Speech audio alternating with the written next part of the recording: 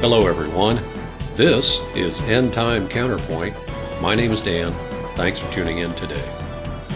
If you recall, in episode 1, I talked about propaganda and the things that it can accomplish, but we can also think of propaganda as an engine, a very powerful engine.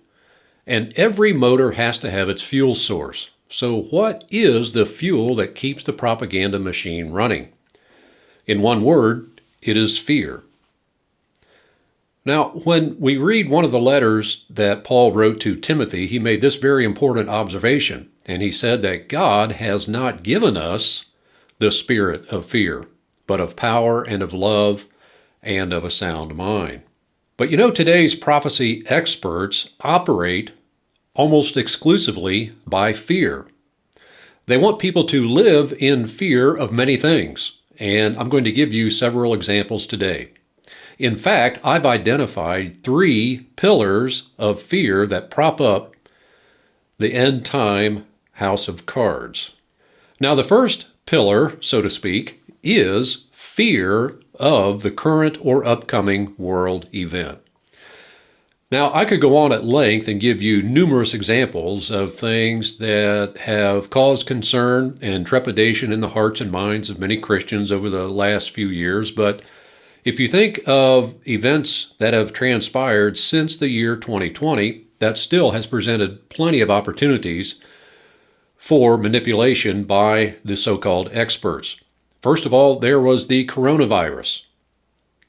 And many people wondered whether it was a plague of God, which of course it was not, because first of all, plagues are part of the wrath of God, and God has not appointed us to wrath. And secondly, the plagues of God always discriminate, and the coronavirus did not. In fact, many Christians died from the coronavirus, but they wanted us to fear that anyway. And then after that came the Russian invasion of Ukraine, and that put the prophecy experts into a frenzy because for decades now they have been pitting Russia and Israel together in a cage match, so to speak, and have practically put Russia on the doorstep of Israel many, many times. And when Russia invaded Ukraine, they just went into overdrive, making people fearful that the dominoes were starting to fall and that their prediction that Russia was going to eventually invade Israel was about to come to pass. Well, as that war dragged on, then we had the recent flare-up of tensions in the Middle East, and Israel and Hamas were at war with each other. And of course, that was another domino that was just set to fall, or set others to fall. And then as that dragged on, we had this year's solar eclipse, and there were a lot of people who were digging back through prophecies of the Old Testament, trying to attach something of significance to the solar event that scientists predicted right down to the day and the hour. And we know what happened. The solar eclipse came and went. It was a natural phenomenon, and yet life goes on.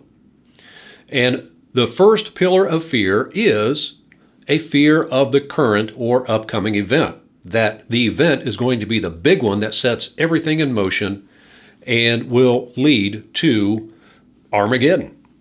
And so they want Christians to live in fear, continual fear, of whatever is happening in the world today, because these guys, the prophecy experts, are going to reverse engineer it into Scripture somehow. The second fear is the fear of being left behind, and I'm particularly talking about the rapture. Now, I'm going to show you a graphic that is a thumbnail image of a YouTube channel, and I'll put the link to the channel in the description. But if you look at this thumbnail image, you see 2 things. First of all, there's a dire warning: do not be left behind. That's kind of an ominous warning in itself, isn't it? Then you look at the image and you see the Statue of Liberty crash to the ground, and in the background you see a city apparently burning, and you see fire and smoke, and the image is dark and everything. And of course, that's a very powerful image, and it is true that oftentimes a picture is worth 1,000 words. In this case, it is. And the implication is clear, is that if you are left behind and do not go on the rapture, then this is what you can expect, the apocalypse, and you have to live through all these terrible things. Well, this is a classic scare tactic.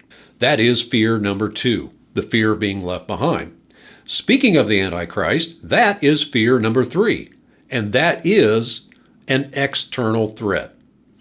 Now, as I've mentioned before, if you go back into the 20th century and examine the masters of propaganda, you will find that they often talked about an external enemy. And they created this idea that the country or nation or people needed to be defended from this threat from the outside. Well, Christian propaganda is no different. There is an external threat, and it is the Antichrist. And for years, a lot of people have talked about the Antichrist possibly being right here among us and cannot be revealed until after the rapture. But that is a type of fear manipulation as well, thinking that there's a ticking time bomb known as the Antichrist that is imminently going to appear. Now, speaking of the Antichrist, I want to tell you a little story from the 1990s. And this is a personal experience. I knew a man back then who was pastor of a church. He was a very good man, gave me the opportunity to speak there a couple of times. And he was a well-read man, but he believed in the rapture.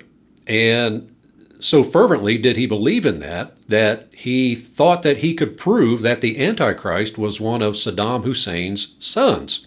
That's right. Well, we all know how that scenario played out. And we know that that could not come to pass because it was associated with the rapture, which is an event that cannot come to pass.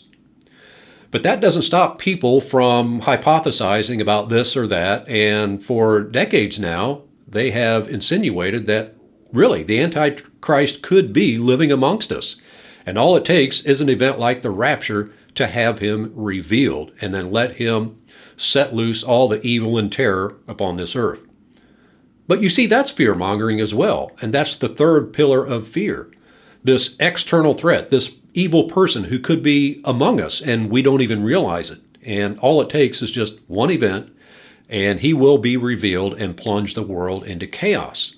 But we must understand what Paul said, that God has not given us that spirit of fear. So if that is the case, and we have these prophecy experts who are supposed to be so spiritual, then why do they fearmonger to the extent that they do?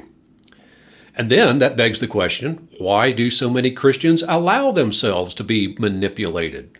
Don't they know that they're supposed to have a sound mind instead of a heart full of fear?